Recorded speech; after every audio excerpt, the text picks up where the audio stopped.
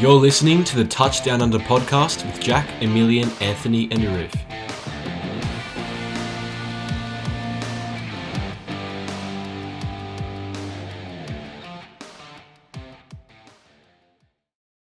Hello, everybody, and welcome back to the Touchdown Under podcast. I'm Jack, your host, and as always, I'm joined by Emilien. Hey, how's it going? Anthony. Good to be back. And Arif is back on the podcast for the first time in a few weeks. Welcome back, Arif. Thank you, Jack. I'm really happy to be back with all the boys again. Hopefully, soon enough, you'll be able to join us in person as well, but we're going to make do like this for now. Now, this week 9 has... we're coming up on week 9 in the NFL, and this past week was again quite eventful, especially with the trade deadline coming and going just this morning, Australian time. It was reasonably quiet trade deadline. There wasn't much trades, but the one reasonably notable one was Quan Alexander, who is headed to the Saints from the 49ers. What do you think of that? I think that's a good trade for the Saints. They definitely needed a more reliable middle linebacker, or at least a stronger linebacking core. And I think Quan Alexander definitely helps with that. He just needs to stay healthy.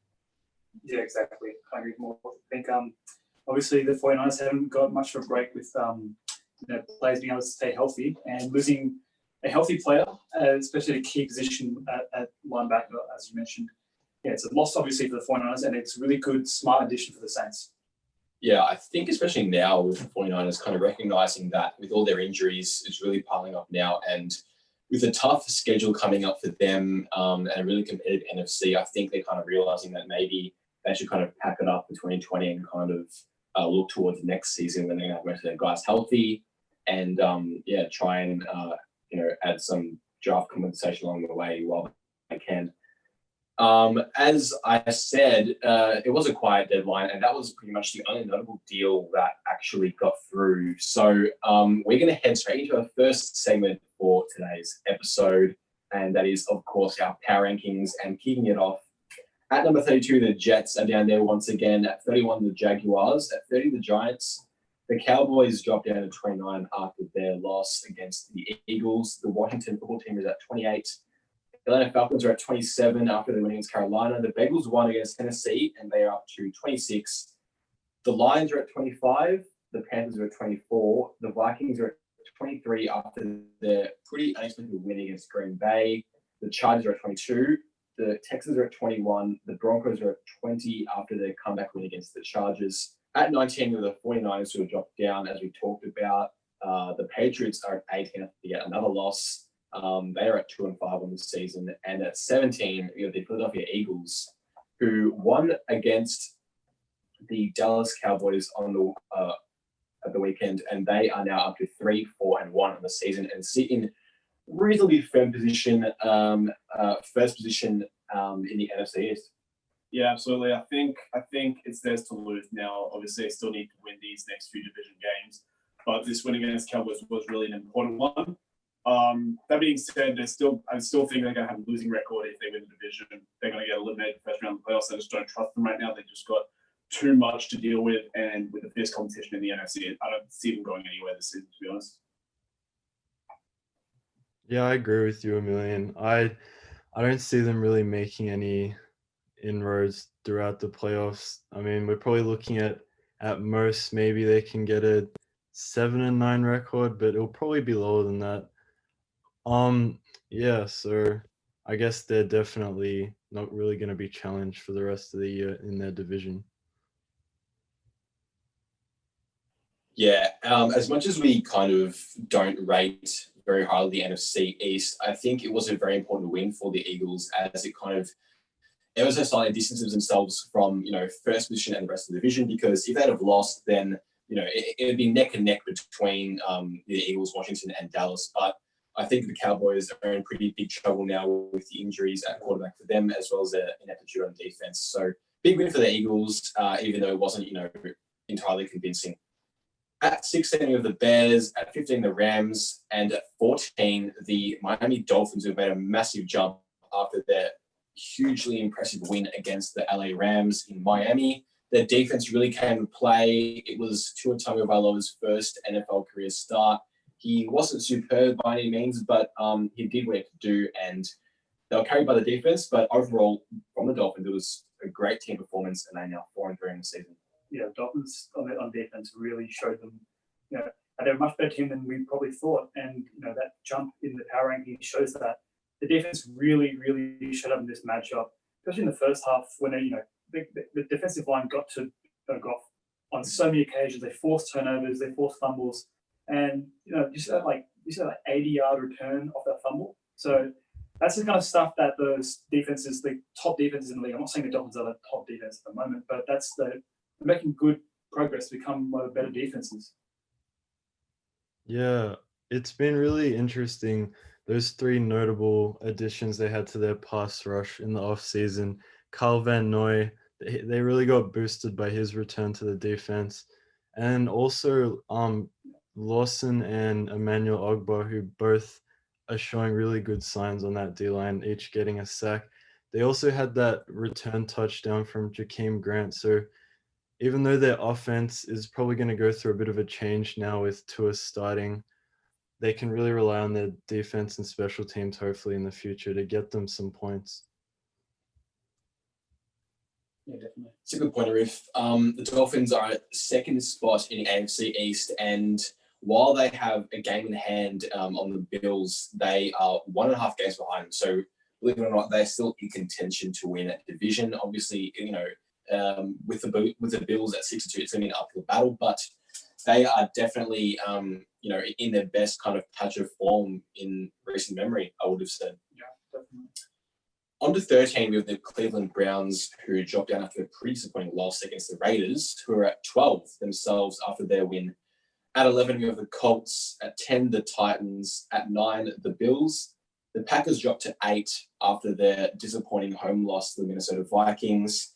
At 7, the Cardinals. At 6, the Saints. At 5, the Seahawks. The Ravens dropped down to number 4 after their loss at home against the still undefeated Pittsburgh Steelers. And at 3, we have the Tampa Bay Buccaneers, who won against the New York Jets, but have now won 3 games in a row since their loss against the Bears on Monday Night Football. Yeah, Buccaneers. It's really interesting. They've been playing really well recently, especially, of course, the game against the Packers. But they do have some notable losses. I think their defense played well against the Bears. Their offense just couldn't get past the strong Bears defense. But the Bucs right now are definitely one of the best teams in the NFL. I'd say arguably the best team in the NFC. I'd say between them and the Seahawks right now. The debate can be made for either team, but definitely the Bucs are a team to beat. And this week, I think it's going to be very important to see if they can get one back on the Saints on Sunday Night Football.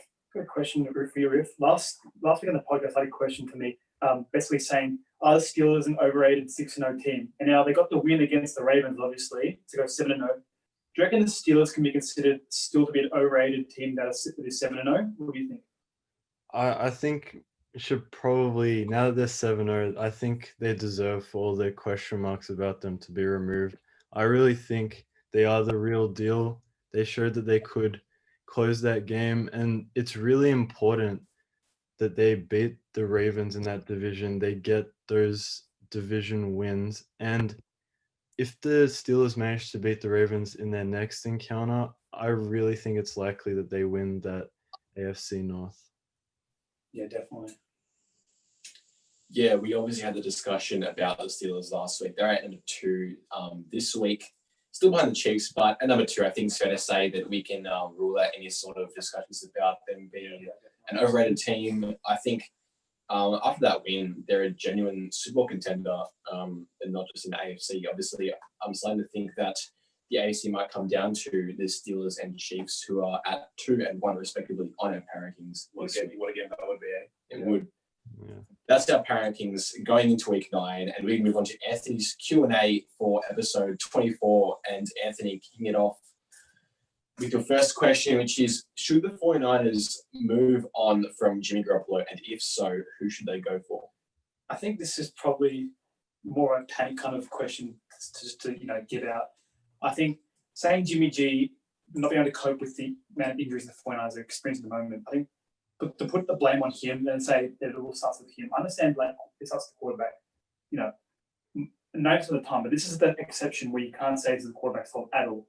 I don't care how good the quarterback is. You can't. I don't think it's right to be saying that they should be looking to move him on. You've got Tevin Coleman, George Kittle out, Deebo Samuel, Mostert out. The big names. If you look back to the season last year, they relied on those players consistently week in, week out, and that's what got them to the Super Bowl. It wasn't so much Jimmy G. Like the whole run game was crucial. So I think the 49ers shouldn't be realistically looking for an Excel person at quarterback for the next season. But if they are having those discussions, I think Matt Ryan would be someone that's on that discussion table at the moment. Yeah, just before we move on to the next question, Anthony, whilst I do agree with you that maybe it's not completely his fault, I think this season shows that 49ers are so reliant on their running game and their defense that they really should have a more reliable option at quarterback to really help them get through this time, because they still have quite a bit of talent. Okay, I'm not saying they should. Right now they're a good team, but you have to put some blame on Jimmy G, because if he can't step up and sort of take the workload, okay, despite the injuries, that's not a good thing for your franchise quarterback. You need someone who's really going to step up when it matters most, and he hasn't shown that just yet. Okay, so moving on. Next question: is Anthony Lynn's time as Judge's head coach running out? I think running out it is, but it doesn't mean there's not enough time to kind of fix those issues that they're experiencing at the moment. Because at the moment, with the current situation in the AFC West, with the Twin Five, the records at the moment, they're looking like the Chargers of that 2015-16 kind of period where they were clearly that worst team in the division. They couldn't beat the Chiefs, they couldn't beat the Raiders or the Broncos. So at the moment, the first thing they've got to focus on is fixing up, finishing the games out cleanly, not giving up big leads like they have in the last 4 games. So for Anthony Lynn, he has to really focus on that, making sure defense is strong to close out games, so that they avoid going 5-11. Because I think if the Chargers do go 5-11 or worse, I think Anthony Lynn's time in LA is over. I think. All right, cool. So Anthony, your final question for this week is: looking at the rest of the schedule, can Dalvin Cook lead the Vikings to at least an 8-8 record? Yeah, I think even with the schedule, like even considering the schedule, I don't think Dalvin Cook can lead the Vikings to an 8-8 record. Just because, I mean, if they were sitting at a more comfortable record than they are at the moment, because at the moment they have to win 6 of their last 9 games to finish with an 8-8 record. So, I mean, I don't see that happening. They're currently 25, so to do that, that'd be well against the odds. I think whilst the run game is really crucial, and if you look at that game against the Packers they played this week, it was kind of like, from a play calling point of view, it was go to the air first. That didn't work. Go straight to running the ball. And that worked. They got 4 touchdowns on the day against the Green Bay. That really was important in the game. But I don't think that's sustainable. I think you will come up against many teams, especially in the next 10 day games remaining in the NFL season this year.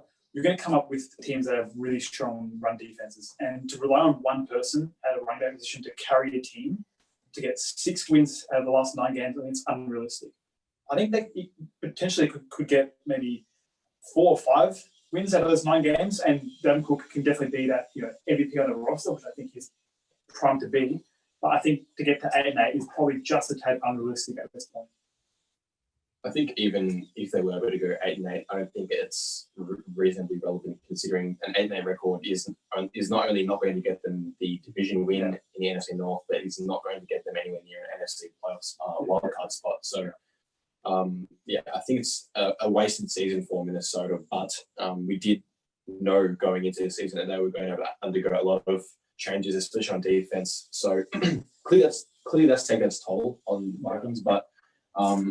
They have their quarterback issues, but running back is definitely not an issue for them, and Cook has been pretty superb. Yeah. That's Anthony's Q&A for this week. We're going to move on to multi-madness now, and once again, unsuccessful last week, probably our most unsuccessful week. We went 1-4, I believe, out of our 5 legs, so it wasn't, that won't go down in the books for us, but This week, we've got 5 more legs once again, and kicking it off, we have Seattle to beat the Buffalo Bills at Bills Stadium, and the Bills have looked, at least in my opinion, reasonably subpar these last few weeks. They got over a line against the Patriots, but they had to cause, last minute turnover just to, survive the Patriots, the struggling Patriots at home. They beat the Jets the week before, but, they haven't been playing very well at all. And so I feel like Seattle going in is definitely a good bet. Yeah, I've got a question for you, Arif. I think we're all kind of like a consensus here that we think the Seahawks will win this game. That's how we chose them, obviously. But what's the scoreline? What do you reckon? Do you reckon it'll be a high-scoring game against Buffalo, or do you reckon it'll be a low-scoring, kind of scrappy defensive game? That is a good question. I just think with the Seahawks' high-powered offense, I believe it will be more high-scoring than low-scoring. My reasoning for that is you see the weapons that Seattle have on offense. You got Lockett, Metcalf, Carson will be back this week, presumably. And their defense isn't really living up to their expectations on both sides, actually, Seahawks and the Bills defense. So I think it will be a more high-scoring game. Seahawks are getting a lot of players back, but I don't think that necessarily means their defense will improve too much because they have been giving up quite a few points per game. Yeah, definitely, yeah. Second leg of our multi is the Tampa Bay Buccaneers to beat the New Orleans Saints at Raymond James Stadium. Now, both teams are coming in with pretty good form lines recently, and this is probably one of our more risky games or legs this week, considering it's also a game of the week, which you're going to talk about a little bit later. But we are picking the Buccaneers to win this one at home. Yeah, I think it's funny because in week 1 we bet on the Saints to beat Buccaneers and we right on that. So hoping we're right this time as well. But when you really think about it, I think the Buccaneers are just too complete of a team right now to lose to the Saints. I don't know what's going on with Michael Thomas at the moment, whether he's playing or not. But either way, even if he is playing, I fully trust the Buccaneers defense to be able to handle the aging Drew Brees and the Michael Thomas and Alvin Kamara, dynamic. So heading into this, also Tom Brady's kind of creeping into the MVP race as well. He's playing really well right now. That offense is playing really well. They just got Antonio Brown, who's expected to play. I can't see the Buccaneers losing this one, but it is, again, a very important division matchup that could go either way. We used to see Antonio Brown in that matchup. I think if he can get back to his prime, which even has been out of the league for a while, I still think he's not that far off it. I think he has a lot of athletic abilities left in him. If he can come back and play and have that level of impact, my goodness, the Buccaneers will be good. Our third leg is Baltimore to beat Indianapolis at Lucas Oil Stadium. The Colts coming off a win of their own. However, the Ravens lost against the Steelers in a tight division game at home. I think most people also say that we likely reckon that the Ravens will bounce back, have a kind of resurgent kind of performance, considering they'll be pretty disappointed with losing against a division opponent at home in the way that they did. Yeah, I agree with that. This is time for Lamar Jackson to show that he's still one of the best quarterbacks in the league. And I said that he hasn't been able to come up big in the biggest moments when he's trailing. But I don't think that he's going to need that in this game. I think the Ravens can definitely get an early lead. And I think that's what wins them the game. So at the moment, the AFC South standings, you got the Titans at 5-2 and the Colts at 5-2. Do you reckon the Colts could upset us here and prove us, give us another incorrect multi? Or do you reckon that it would be too easy for the Ravens again? I really hope not, because we have been losing quite a bit lately. But there's always a chance that it could happen. I mean, there's been a lot of those kind of games that we thought like teams would bounce back and they haven't. But I really think that in this scenario, unless it's a really tight game at the end, I'd see the Ravens winning fairly comfortably. So yeah, unless it's a tight game in which we really will, well, Lamar's closing of games will really be brought into question. But otherwise, I think the Ravens will win. Yeah, definitely. Our last two legs are fairly straightforward ones, or pretty safe bets. We think Houston will beat Jacksonville at TIAA Bank Field, and the Patriots will bounce back to beat the winless New York Jets at MetLife Stadium. They are our 5 legs for today's multi-madness for week 9, and our next segment is Emilien's team to watch. Emilien, take away. All right, thanks, Jack. So last week I had the Detroit Lions as my team to watch. They kept it close for a bit, and then the turnovers kind of just sealed that game away for the Colts. So Lions still got a lot of issues. I think this season's a bust. They should focus on next season, getting more players, adding Matt Patricia. Don't know what's going to happen with him. We'll see. My team to watch this week is the Miami Dolphins. They have been playing extremely well lately, especially on the defense. Tua is starting now. It'll be interesting to see how he fits into the scheme and develops over the rest of the season. Looking at the Miami Dolphins defense, ever since their loss against the Seahawks, they've done incredibly well. They've held all these teams to under 20 points. They held the 49ers to 17, the Jets to 0, and the Rams, who were coming off a pretty good win against the Bears. They were looking very good, especially on offense. They were held to 17 against the Dolphins. And this week they've got the Cardinals. That's going to be a very interesting one because that is a very high-powered offense coming off a bye week. Previously, they had the Seahawks and they beat them at home in overtime. That was a huge win for the Cardinals in terms of momentum and their success for the rest of the season. So if the Dolphins can somehow keep this level of stopping just stopping offenses and giving Tua a bit more breathing room, let's say, to develop and not put the game on his shoulders, they could potentially win this game against the Cardinals. And they have a pretty good schedule after that for a few weeks. They got the Chargers, then the Broncos, then the Dolphins, then the Bengals. This game against Cardinals is huge because they can definitely build a lot of momentum for the rest of the season, and we can definitely look at potentially a division title for the Dolphins. It's a big call, but it's very likely. No, it's unrealistic. I mean, they're only 2 wins off the Bills, and compared to other seasons, the Patriots would be 3 or 4 wins ahead. Yeah, exactly. It's not unrealistic by any measure. I think the Cardinals obviously came up with a brilliant win against the Seahawks. Yeah. So, and their defense probably won the game, the Cardinals, against, forcing Russ through. Yeah, exactly. So I think the defensive matchup is the watch kind of, the thing to watch. But also you got those two, the rookie quarterback in Tua, Kyle Murray second year. So that'd be good to watch as well. Yeah, looking forward to it. What do you think the score would be? Well, I think the Cardinals take it, but I'm going to keep it to a 27-24 score. Emilien. Oh, sorry, Jack. I have a question for Emilien really quickly. So we know in the offseason the Dolphins did something that most teams are usually skeptical about, and they went out and got a lot of free agents, like a lot on defense. They had a lot of new starters.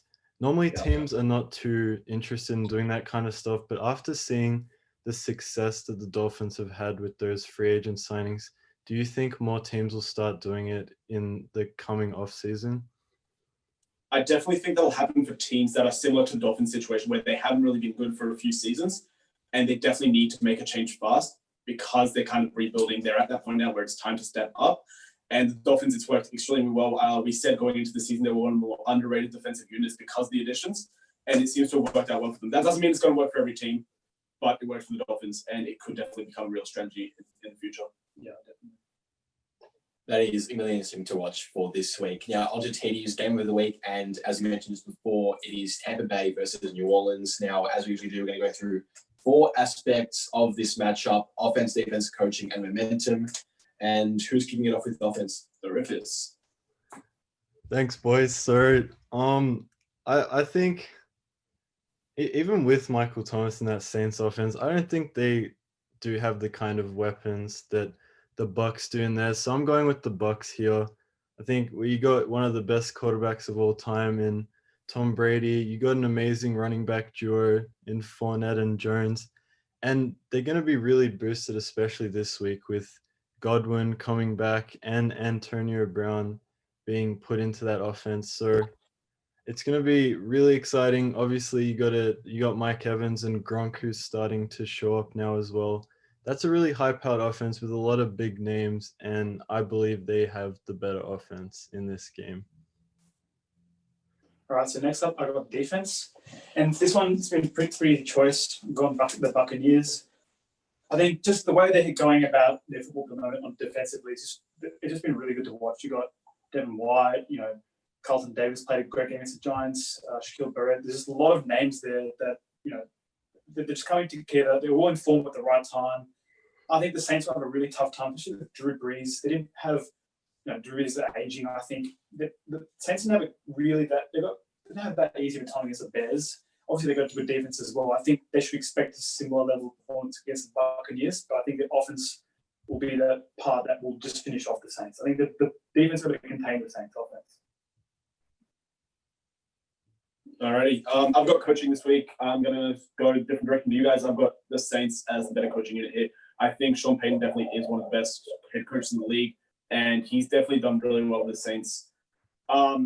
It's hard because the Saints, you'd think they'd be underachieving this season. They are 5-2. They still haven't managed to win a lot of games despite losing their best player on offense. And going forward, I do trust Sean Payton more than Bruce Arians. But that being said, I do think the Bucs are the better team right now. But coaching has to go through the Saints. Yeah. I've got the better momentum, the more momentum going into this game. And it was really tough because both teams have had wins recently. And even though the Saints have come off 4 consecutive wins, I feel like the Tampa Bay Buccaneers do have more momentum going into this game. Their wins have generally have come against better opponents. And they came off dominant wins against the Packers and Raiders a few weeks ago, who are both obviously teams who are looking to contend in the playoffs this season. And also they won their 30th consecutive game against the Giants yesterday. And at home in this matchup against a few fans, in front of a few fans, I feel like they do have momentum going into this game. Yeah. Now, for our predictions, guys, I have the Buccaneers winning in a one-score game, 24-17. Not too high scoring, 2 pretty good defenses. So, yeah. Yeah, for me, prime time in Tampa Bay, got a little bit more high score. I'm going to go Buccaneers 30-20. I think that the defense for the Buccaneers will really contend the Saints. I think the offense will just click. So I'm going 27-14 Buccaneers. Yeah, I'm predicting a close one that's fairly high scoring. I'm going to go 28-24 to the Bucs. Awesome. That wraps up TDU's game of the week going into week 9. Now onto our final segment. It is my real or overreaction. You guys have some statements ready for me? Yes, we do. So the first one for you, Jack. Despite their favorable schedule, the Steelers will lose at least 3 games this season. I guess that's a real possibility. It's hard to say, just picking games that will like this, but obviously I don't expect the Steelers to go undefeated the rest of the season. I couldn't see them losing maybe just 2 games, but I think 3 games is a realistic expectation. The next statement for you is the Dolphins have a legitimate chance at making the playoffs this season. The Dolphins do have a realistic chance to make the playoffs this season. As you talked about, not only do they still have a shot at winning the division, but they also have a shot, if not the division, then they also have a shot at getting a wild card spot. Yeah, definitely. All right, Jack, the matchup between the Buccaneers and Saints on Sunday Night Football will decide the division. That's an overreaction, just because it is it's still reasonably early in the season. Obviously, these division games are very important. But if the Buccaneers were to win, the head-to-head was to be for 1-1. It wouldn't be 2-0 or anything. So I'm not going to go ahead and say that if they win, it'd be the end of that division title race. But obviously, if the Buccaneers win, it'd put them in a pretty strong spot. But I'm not ready to say that it would rule everything out and make them the winners of the division. Alrighty, Jack. The Rams need to win at least 3 division games for the rest of the season to make the playoffs. 3. What's their current division record? Currently, they are, off the top of my head, 0-1. I believe they've only played the 49ers and they lost that game. I think that's real. If they want to win the division, I think they've got to win most of the games overall, let alone division games. But they have not played many division games at all. So I think they've got a real opportunity to kind of right the ship and get some key wins against division opponents in order to kind of not only push for the playoffs, but push for a division title. Yeah. I got the last one for me is the Colts defense is able to carry the team without the offense. So when the offense is underperforming. I don't know about that. I'm going to go with overreaction here. Philip Rivers actually showed up against the Lions in their win against Detroit on the weekend. But yeah, I don't know. If you look at games like against the Browns when they lost, Rivers and the opposite job that day, and the defense couldn't get it done against Baker Mayfield and that Browns offense. So I don't have a whole lot of trust in the defense to win it by themselves.